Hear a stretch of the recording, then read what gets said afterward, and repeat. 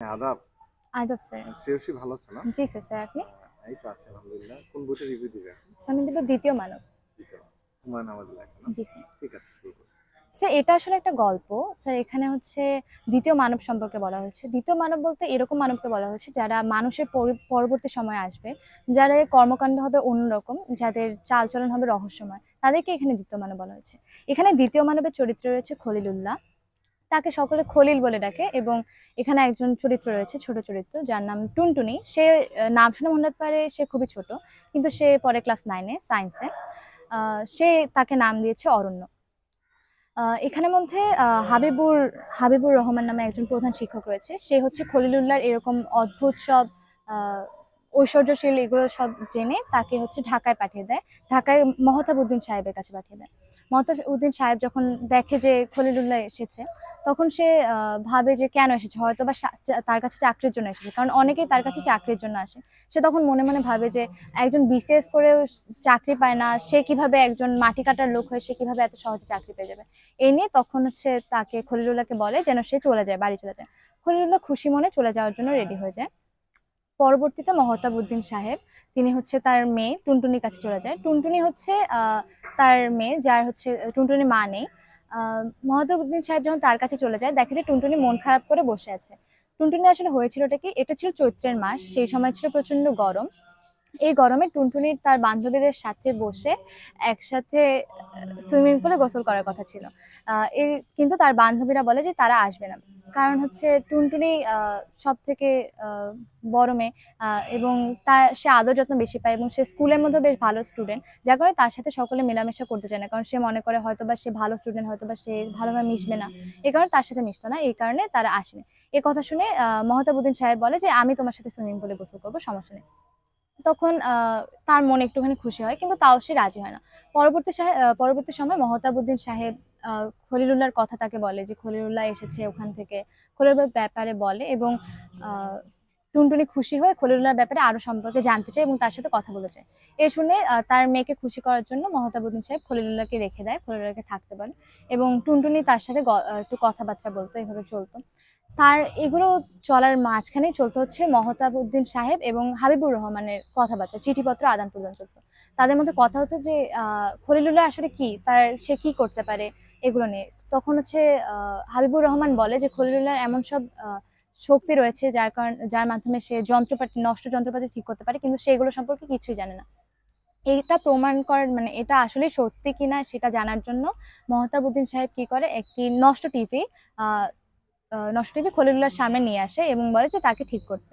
খলিলুল্লাহ অনেক জেনে শুনে, কিছু না জেনেই সে কিভাবে জানি স্ক্রু ট্রু খুলে এইভাবে টিভিটা ঠিক করে ফেলবে। তখন সে বুঝতে পারে আসলেই সে অদ্ভুত, কারণ সে এগুলো বিষয়ে না জেনেই সবকিছু করে দিতে পারলো, কিভাবে সম্ভব।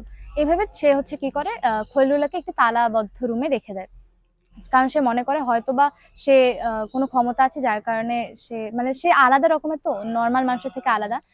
সকলে মনে করে যেমন যখন বিদেশে কোনোখানে, যখন সাদা চামড়ার দেশের মধ্যে যদি কোনো কালো চামড়ার মানুষ যায়, তখন হয়তোবা তারা অন্যভাবে দেখে থাকে, ওরকমই হয়েছে খলিলুল্লাহর সাথে। খলিলুল্লাহকে যার কারণে তালাবদ্ধ রুমে রেখে দেয়। এই কথাটা মহতাবউদ্দিন সাহেব তার বন্ধু জালাল খাঁকে বলে দেন। জালাল খাঁ হচ্ছে বই পড়তে খুব পছন্দ করে, সে সবসময় বই টই পড়ে থাকে, তার এই বিষয়ে অনেক জ্ঞান থাকতে পারে, এই জন্য জালাল খাঁকে বলে দেয়। জালাল খাঁ শুনে অবাক হয়, কারণ যে মাটি কাটতে পারে সে কিভাবে যন্ত্রপাতি ঠিক করতে পারবে, কারণ তার দ্বারা তো সম্ভব না, কারণ সে যদি সায়েন্স নিয়ে এগুলো কিছু না জানে সে কিভাবে ঠিক করতে পারবে। এই জন্য জালাল খাঁকে মহতাবউদ্দিন সাহেব বলে যেন সে কিছু একটা নিয়ে আসে যেটা ঠিক করা সম্ভব না, সেটা দিয়ে দিতে।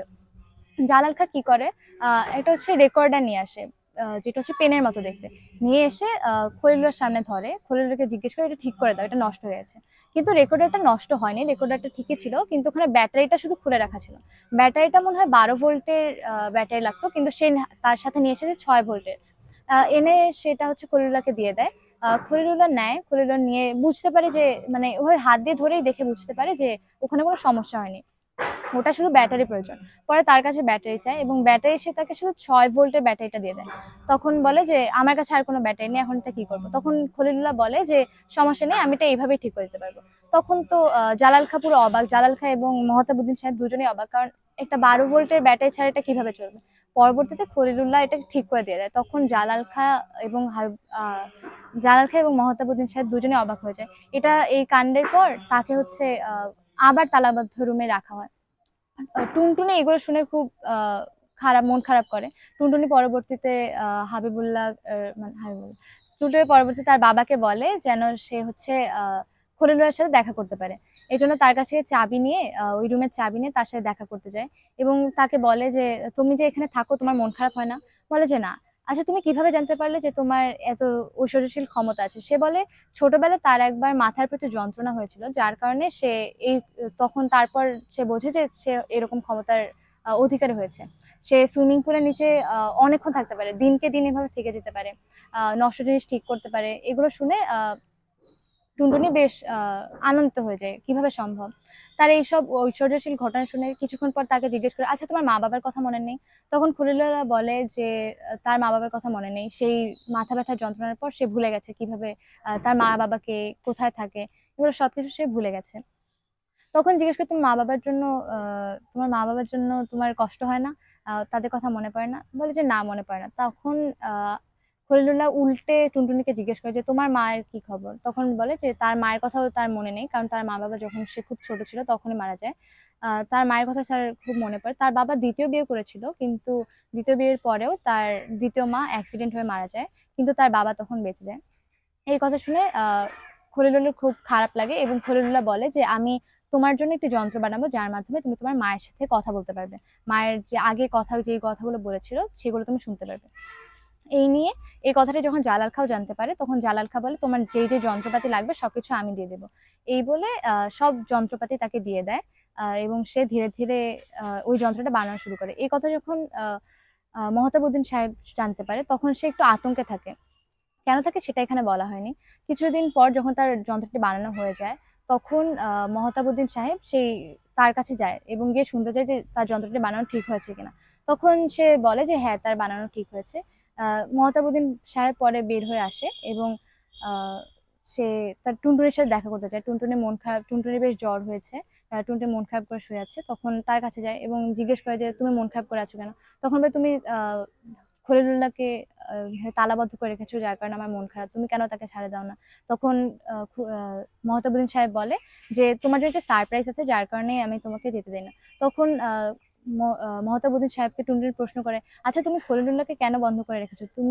তুমি আমার মাকেও যেভাবে বন্ধ করে রেখেছিলে তালাবদ্ধ করে, তেমনি ভাবে তাকেও কেন রেখেছো? তখন মহতাবুদ্দিন সাহেব বলে যে তোমার মা মানসিক রোগী ছিল, যার কারণে তোমার মাকে ওখানে তালাবদ্ধ করে রাখা হয়েছে, উল্টাপাল্টা কোনো কারণে তাকে ওখানে রাখা হয়নি। যাই হোক, টুনটুনি পরে বেশ মন খারাপ করে। এভাবে মহতাবুদ্দিন সাহেবের উত্তেজনার বাড়তে থাকে এবং সে ধীরে ধীরে অসুস্থ হতে থাকে। কারণ হচ্ছে তার একটি ভয় ছিল, হয়তো বা এই যন্ত্রের মাধ্যমে টুনটুনি অনেক কিছু জানতে পারবে তার মায়ের ব্যাপারে। এই জন্য মহতাবুদ্দিন সাহেব কি করে, একদিন রাত্রেবেলার দিকে খলিলুল্লাহকে নিয়ে যেহেতু সে খলিলুল্লাহ পানির নিচে অনেকক্ষণ থাকতে পারে, যার কারণে তাকে মানে মারে ফেলার প্ল্যান করছে। পানির নিচে যেহেতু অনেকক্ষণ থাকতে পারে, যার কারণে তাকে পানিতে ফেলবে না। এই জন্য তাকে হচ্ছে কি করে, তাদেরই ইটের ভাটা আছে, সেখানের মধ্যে নিয়ে যায় এবং ইটের ভাটার আগুনে ফেলে দেয়, যার কারণে সে মানে মারা যায়। এই সময় টুনটুনি ছিল হচ্ছে একটি বাথটবের মধ্যে শুয়ে, কারণ তার প্রচন্ড জ্বর এসেছিল, যার কারণে তাকে বাথটবে শুয়ে রেখে মহতাবুদ্দিন সাহেব গেছে ডাক্তারকে আনতে। সে হচ্ছে কি করে, কিছুক্ষণ পর না সে বাথটবের মধ্যে ডুবে চলে যায়। যখন খলিলুল্লাহ মারা যায়, তার কিছুক্ষণ পর টুনটুনি বুঝতে পারে যে তার মধ্যেও এক অদ্ভুত ক্ষমতা চলে আসছে। সে হচ্ছে পানির নিচে অনেকক্ষণ থাকতে পারে। সে বুঝতে পারে যে তার মধ্যেও সেই খলিলুল্লাহর চলে আসছে। এখানে ওই গল্পটাই বলা হয়েছে। ঠিক আছে, থ্যাংক ইউ ভেরি মাচ। ধন্যবাদ, ওয়েলকাম।